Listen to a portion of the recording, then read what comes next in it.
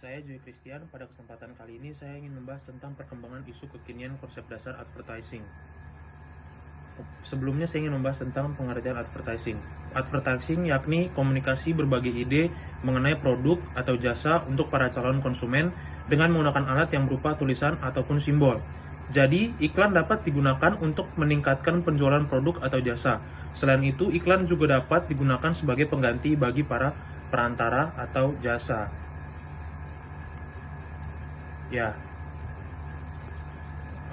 Pengertian dari periklanan. Definisi tentang iklan sendiri dan periklanan itu dapat kita temui di hampir semua kepustakaan iklan, periklanan, dan pemasaran. Iklan adalah segala bentuk pesan tentang suatu produk yang disampaikan lewat media dan dibiayai oleh pemerkasa yang dikenal serta ditunjukkan kepada sebagian atau seluruh masyarakat. Model komunikasi dari periklanan sendiri adalah produsen, ke iklan, ke media, ke khalayak, lalu ke sasaran. Dan tujuan advertising itu yang pertama untuk menyadarkan para konsumen sekaligus memberikan informasi mengenai suatu produk atau jasa perusahaan. Yang kedua, untuk menimbulkan rasa suka pada diri konsumen terhadap produk ataupun jasa yang dihasilkan oleh perusahaan. Yang ketiga, untuk meyakinkan kebenaran tentang apa yang ditunjukkan dalam iklan sekaligus menggerakkan konsumen untuk berusaha memiliki dan menggunakan produk atau jasa yang dijual perusahaan. Fungsi advertising ialah sumber informasi, kegiatan ekonomi, pembagi beban biaya, sumber dana media, identitas produsen, sarana kontrol. Manfaat dari advertising adalah mengingatkan konsumen dan prospek konsumen mengenai manfaat dari produk atau jasa yang ditawarkan, membangun dan mempertahankan identitas perusahaan, meningkatkan reputasi perusahaan, mendorong konsumen untuk membeli lebih banyak, menarik konsumen baru untuk mengganti konsumen yang hilang, membantu meningkatkan penjualan, mempromosikan dan memperkenalkan bisnis ke konsumen, investor, dan pihak-pihak lainnya. Dampak dari advertising sendiri ialah iklan dianggap merusak tata bahasa yang berlaku. Iklan dianggap dapat mendorong orang menjadi materialistis. Iklan dianggap dapat mendorong orang membeli barang yang tidak diinginkan. Iklan dianggap terlalu berlebihan, dan iklan dianggap menciptakan suatu stereotip. Ciri-ciri advertising: mengkomunikasikan tema, bersifat jangka panjang, membangun citra, membedakan diri, dan memberikan nilai. Komponen-komponen perencanaan dari advertising. Perencanaan periklanan harus sejalan dengan perencanaan marketing planning, tujuan periklanan, strategi periklanan, program, dan anggaran. Syarat advertising yang baik adalah memenuhi kriteria rumus yang disebut AIDCA. Rumus itu merupakan singkatan dari elemen-elemen A. Attention atau perhatian, I. Interest atau minat, D. Desire atau kebutuhan, Conviction atau keinginan, dan A. Action atau tindakan. Berikut pemaparan dari saya. Selanjutnya akan dilanjutkan oleh teman saya. Terima kasih. Assalamualaikum warahmatullahi wabarakatuh. Saya Kamila Nur Olivia. Saya akan memaparkan tentang konsep dasar komunikasi digital. Nah, ini definisi konsep komunikasi digital yang akan selalu berkembang sesuai dengan perubahan zaman yang dipengaruhi dengan penemuan alat-alat berbasis teknologi yang terus berkembang. Manfaat dari sistem komunikasi seperti ini adalah komunikasi yang cepat dipahami dan ditangkap oleh masyarakat karena dapat diakses di mana saja. Dengan perkembangan zaman komunikasi yang dilakukan hanya sekedar bincang-bincang, tetapi komunikasi digital bisa berkembang dengan ditemukannya alat-alat teknologi, jadi bisa berbincang secara online. Lalu muncul komunikasi di mana kita melakukan interaksi dan penyampaian pesan melalui beberapa perangkat seperti komputer, handphone, internet, dan masih banyak lagi. Konsep dasar komunikasi digital yang pertama ada dunia maya. Dunia maya itu istilahnya muncul pertama kali untuk merujuk pada jaringan informasi yang luas. Lalu ada konsep yang dikembangkan oleh Gibson yang menyatakan bahwa dunia maya adalah realita yang terhubung secara global, didukung oleh komputer, multidimensi, artificial atau virtual. Lalu yang kedua ada realitas maya. Realitas maya atau virtual reality atau biasa disingkat dengan VR itu merujuk pada pemakaian komputer untuk menstimulasikan sebuah pengalaman dengan cara yang sama dengan realita. Jadi VR ini biasanya seseorang memakai seperti sarung tangan, earphone, dan juga goggles yang disambungkan dengan komputer. Yang ketiga ada komunitas maya. Komunitas maya itu adalah seperti ajang gaul elektronik yang di dalamnya terdapat informasi tentang peran-peran yang dapat dilakukan komunitas maya dalam masyarakat, yang salah satunya yang sedang booming yaitu Facebook, Twitter, Instagram, dan masih banyak yang lainnya. Lalu selanjutnya ada chat rooms. Fitur internet tertentu memungkinkan kita melakukan interaksi baru dengan berbagai cara baru yang menarik. Nah, salah satunya adalah chat room atau ruang ngobrol yang memungkinkan kita berkomunikasi langsung dengan orang lain yang belum kita kenal. Lalu selanjutnya juga ada keinteraktifan. Keinteraktifan adalah salah satu fitur media baru yang paling banyak dibicarakan dan mendapat tempat khusus di internet.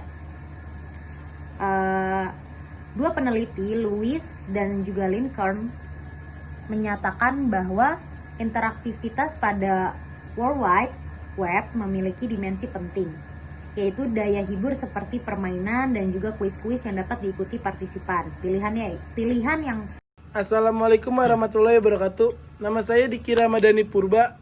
Saya ingin membahas isu terkini public relation.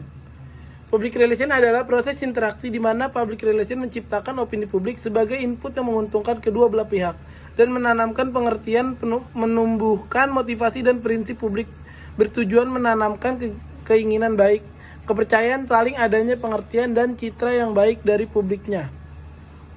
1. Kegiatan yang bertujuan memperoleh itikat baik, kepercayaan saling adanya pengertian dan citra yang baik dari publik atau masyarakat pada umumnya. 2. Materi sasaran untuk menciptakan opini publik yang bisa diterima dan menguntungkan semua pihak. 3. Unsur penting dalam manajemen guna mencapai tujuan yang spesifik sesuai harapan publik, tetapi merupakan kekhasan organisasi atau perusahaan. Sangat penting bagaimana organisasi memiliki warna, budaya, citra, suasana yang kondusif dan menyenangkan. Kinerja meningkat dan produktivitas bisa dicapai secara optimal. 4. Usaha menciptakan hubungan yang harmonis antara organisasi atau perusahaan dengan publiknya, sekaligus menciptakan opini publik sebagai efeknya yang sangat berguna sebagai input bagi organisasi atau perusahaan yang bersangkutan. Menurut Rosadi Ruslam, tujuan public relation adalah sebagai berikut. 1. Menumbuh kembangkan citra perusahaan yang positif untuk publik eksternal atau masyarakat dan konsumen. 2. Mendorong tercapainya saling pengertian antara publik sasaran dengan perusahaan. 3. Mengembangkan sinergi fungsi pemasaran dengan public relation. 4. Efektif dalam membangun pengenalan merek dan pengetahuan merek. 5. Mendukung bauran pemasaran. Sampaian kebenaran. Biarkan publik tahu apa yang sebenarnya sedang terjadi serta berikan gambaran yang akurat tentang karakter, idealisme, dan praktik perusahaan. Buktikan dengan tindakan. 90% persepsi publik terhadap organisasi ditentukan oleh perbuatan dan 10% lainnya oleh pembicaraan. Dengarkan pelanggaran agar perusahaan berjalan dengan baik. Pahamilah apa kebutuhan dan keinginan publik. Pastikan para pembuat keputusan dan pekerja lainnya di perusahaan tahu tentang produk itu tersebut. Sekian dan terima kasih. Saya Ibrahim Sukromosio ingin mempresentasikan tentang perkembangan isu kekinian konsep dasar penyiaran. Yang pertama ada penyiaran dan siaran lahir dari berkat perkembangan teknologi elektromagnetik yang diaplikasikan ke dalam bentuk teknologi komunikasi dan informasi.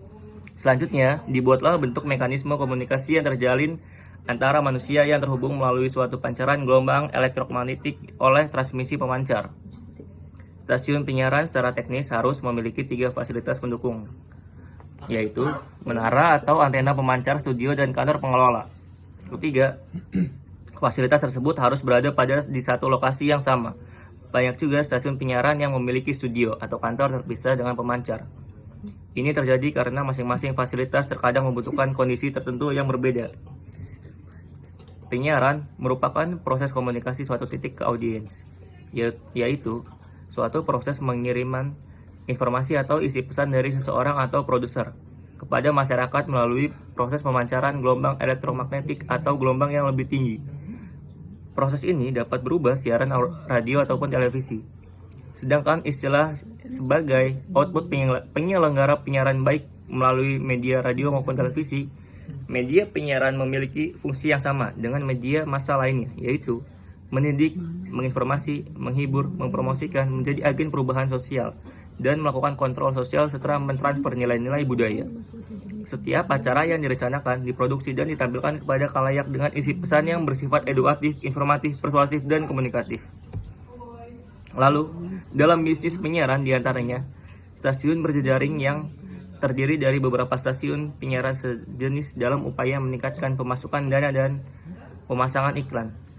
Terdapat dua bentuk format berjejaring, yaitu model relay dan model sindikasi.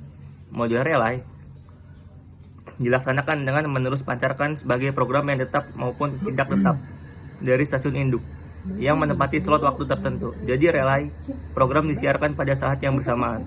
Sementara model sindikasi dilaksanakan dengan memancarkan sebagai program stasiun asal pada saat atau slot waktu yang berbeda. Jadi merupakan siaran tunda. Lalu yang terakhir ada media adalah saluran komunikasi massa yang memiliki ciri-ciri khusus, yaitu mempunyai kemampuan untuk menarik perhatian khalayak secara simultaneous, serempak, dan serentak. Media massa adalah media komunikasi dan informasi yang melakukan penyebaran secara massal dan dapat diakses oleh masyarakat secara massal pula.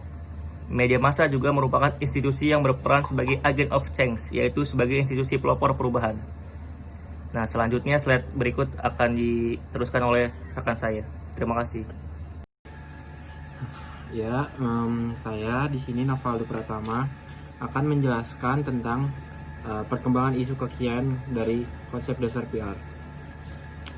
Definisinya yaitu fungsi manajemen yang khas dan mendukung pembinaan, pemeliharaan jalur bersama antara organisasi dan publiknya, menyangkut aktivitas komunikasi, pengertian, penerimaan, dan kerjasama. Kedua, melibatkan manajemen dalam menghadapi permasalahan. Ketiga, membantu manajemen untuk membantu menanggapi opini publik. Keempat, mendukung manajemen dalam mengikuti dan memanfaatkan perubahan secara efektif. Kelima, bertindak sebagai sistem peringatan dini dalam mengantisipasi kecenderungan penggunaan penelitian. Dan terakhir, serta teknik komunikasi yang sehat dan etis sebagai sarana utama. Peran public relation dalam organisasi yaitu ada penasehat ahli, fasilitator komunikasi, fasilitator proses pemecahan masalah, dan yang terakhir yaitu teknisi komunikasi. Dan di sini juga ada suatu isu atau rumor bahkan krisis di perusahaan. Inilah peran PR untuk bekerja dan menjaga mengembalikan reputasi perusahaan yang sudah menjadi negatif di mata masyarakat melalui berbagai strategi dan teknik. Ruang lingkup tugas public relation yaitu mencakup di membina hubungan ke dalam atau internal, membina hubungan keluar atau eksternal.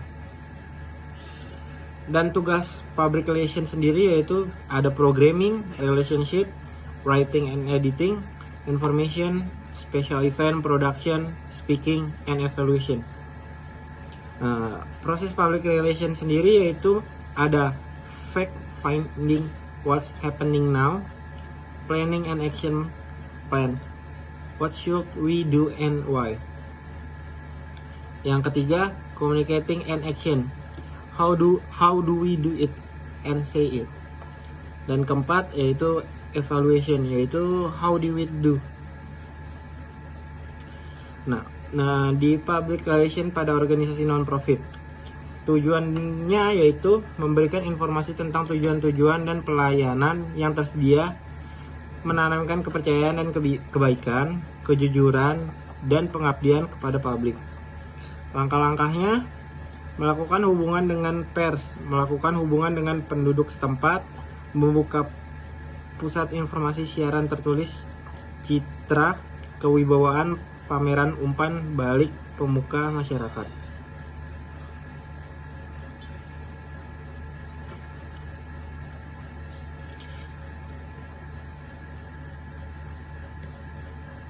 Public relation pada organisasi profit yaitu tujuannya yang pertama untuk menciptakan hubungan dengan publik baik internal maupun eksternal, memelihara saling pengertian dan kerjasama dengan publiknya untuk mempromosikan pelayanan perusahaan serta produk-produknya di dalam dunia yang penuh persaingan.